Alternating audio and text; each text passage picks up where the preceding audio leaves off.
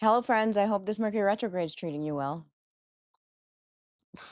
Sunday, July 12th is what I would call the peak of the retrograde. On July 14th, we have a new moon coming up in Cancer. And then we're going to talk about everything through the month of July up to the 29th, which is the full moon in Aquarius. If you're seeing me for the first time, I'm Sammy. I'm the owner of Infinity Aura Ave, where I cultivate all kinds of products that are cool for your aura, from manifesting candles, oils, to natural skincare and hair care products and wearables. I always forget the wearables and I make them myself. So I don't know how I forget them. I make a lot of stuff myself. Check out the website, infinityauraav.com/shop, or just infinityauraav.com. When you get there, it'll say shop. Let's get into the astrology. So like I said, I'm going to start with Sunday, July 12th. We've got Sun in Cancer. I'm looking at my notes if you're just joining me for the first time.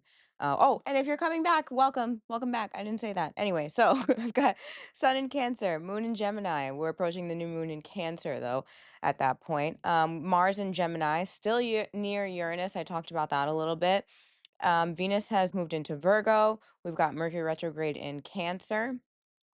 So, why do I say that it's the peak of the Mercury retrograde? Because this is the Mercury Cazimi. This is the day that the Sun and Mercury meet in the sign of Cancer while Mercury is retrograde. A lot of times, this is the peak or the reveal of whatever the theme is of your Mercury retrograde. Likely you know it by now, but information is delivered through emotion because we're in Cancer, or an emotional conversation that reveals the Mercury retrograde and its possible solution. Okay, so like you might get a little bit of answers here, but things are not resolved. We're still in the middle of Mercury retrograde. You want to check what sign Cancer, what house Cancer falls in your chart for a little bit more clarity. Mars is coming off the conjunction with Uranus. You want to check the house that Gemini rules in your chart.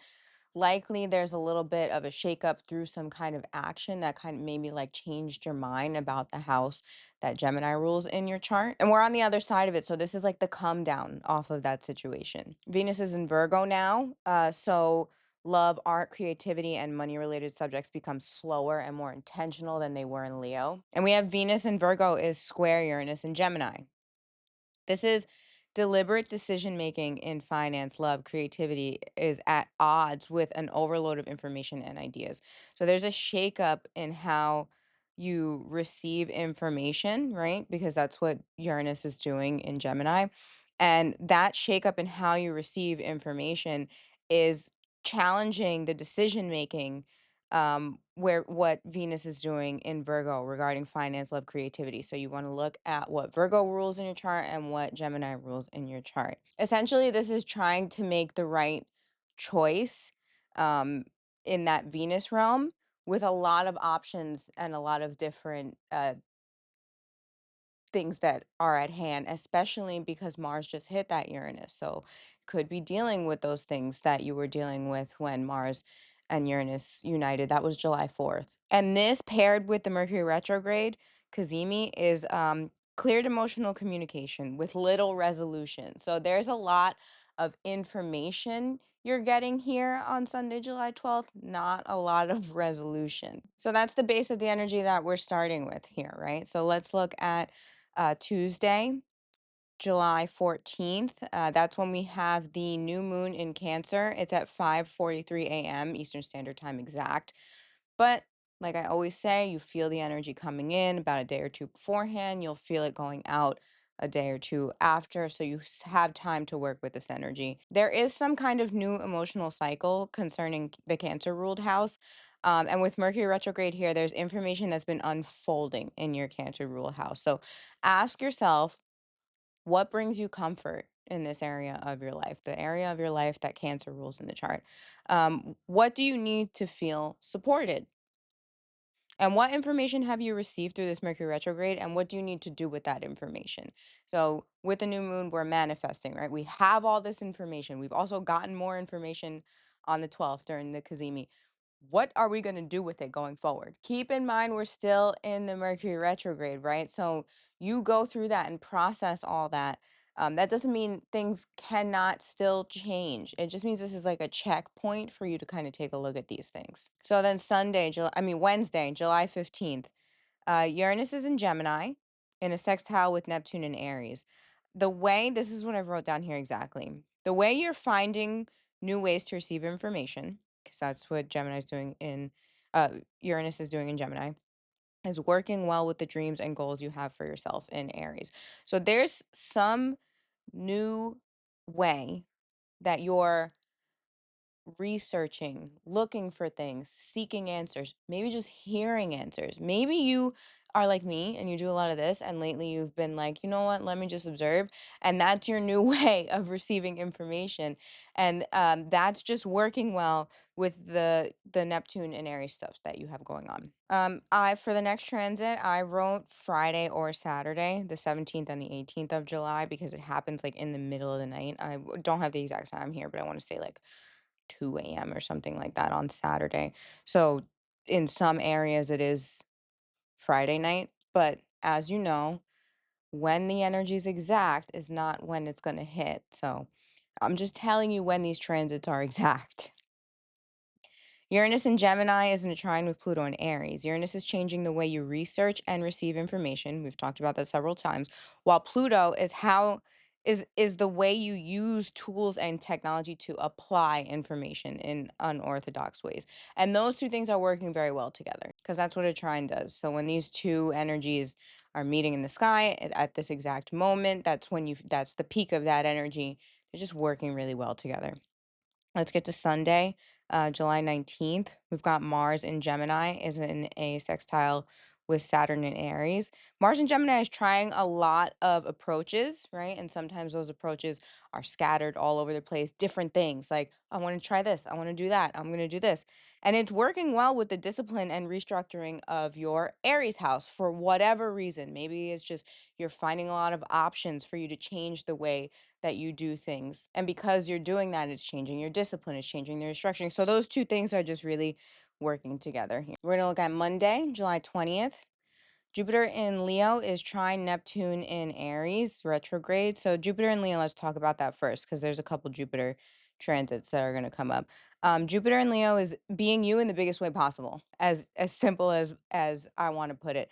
You want to check what house Leo rules in your chart to see where exactly that energy is going to fall. And this is working well with the dream and the vision of your Aries house, right? Because they're in a trine. But it's at odds with changing ways that you implement community and technology and innovation because it's opposite Pluto. So this is a lot about you and less about them. Okay. So you might do something that's very, very you and rubs them the wrong way. It's okay. That's the way the energy goes. Tuesday, July 21st, that Jupiter energy is in a sextile with Uranus. So that Jupiter energy is working with the new ways of thinking and researching and receiving information. So whatever you're doing that's very individualistic. You're growing yourself, you're growing your confidence, you're growing your ego. It's working well with these new things that you're learning, these new ways that you're learning, this new way of researching, this new way of finding information. And then on July 22nd, we enter Leo season. And there's a shift here from like the emotional world of Cancer. Um, and a shift from the house that Cancer rules in your chart into the shift that Leo into a shift of the house that Leo rules in your chart. Excuse me. You know I mess up my words during these Mercury retrogrades. Um, at okay, so we're shifting from that emotional world of Cancer to focus on expression, not withholding, attention to real, genuine desires of the heart. And this energy just supports even more what's going on in Jupiter, that bold expression of yourself. Especially, like I said, with Jupiter there, they do meet at some point. That energy's building. They meet for like a day. The sun moves pretty fast. I don't often go over sun and moon transits here unless they're big shifts or full or new moons. So that's something we would do together if you got a reading from me, which you can book on infinityorav.com. But let's get through the rest of this. So Thursday, July 23rd, Mercury goes direct. July 23rd, we are done. Well, not really done with the Mercury retrograde. You know what I tell you guys. After the Mercury retrograde, then we get the chance to revisit those topics and kind of do them the right way with all the information that we have that we didn't have before. And that post shadow lasts until August 7th. So you're still sitting in the same kind of area of discussion and ideas as far as Mercury goes until August 7th when we move out of that area of life. On the same day, the sun is also square Chiron. This is the identity or ego is at odds with wounds concerning safety and security. So this is just step outside of your comfort zone a little, right? When you work with the squares, even though they are hard transits, when you work with the squares, you see more progress. So this could look something like, where how you identify with certain things is just not rubbing the right way as far as how you feel you should be comfortable um, and provided security, if that makes sense. You also want to check where what Leo rules in your chart and what Taurus rules in your chart for some kind of answer in that situation. Then we've got, I'm trying to hurry this up because my camera's going to die. So this is going to be a short video, but also I've gotten most of the information through. Anyway, July 24th, Friday. Um, Mercury is trine Venus. This is a great day for having conversations that the Mercury retrograde might have missed. We've got the 26th, Saturn starts retrograde. I want you to ask yourself, first of all, this is until December 10th. So during this time, ask yourself, where do you need to set boundaries? Where do you need to practice better discipline? And what do you need to do to realign with your goals? Um, when I see you next time, it will be around that date because the full moon in Aquarius is on the 29th. And as you guys know, I meet you for the new moon and the full moon. I'm going to close this up really quick because my camera's going to die. I'm going to edit this. You guys will have it on the 12th, hopefully. And I will see you around the 29th for the next moon meeting, full moon in Aquarius. Like, share, comment, subscribe. Check me out on Infinity Aura app. I hope that was helpful. Take care and good luck for the rest of the Mercury retrograde. Bye.